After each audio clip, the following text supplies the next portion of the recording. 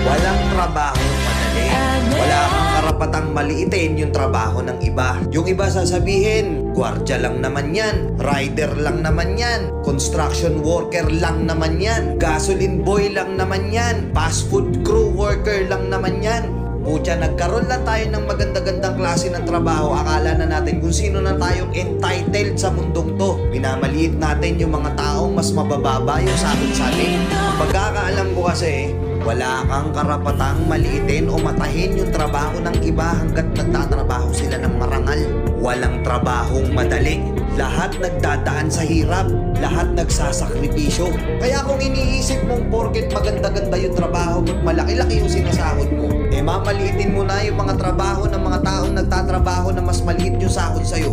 Mag-isip-isip ka. Baka bawiin sa'yo yan. Baka biglang bumaliktad yung mundo at sila naman yung umangat. Kahit anong trabaho mo,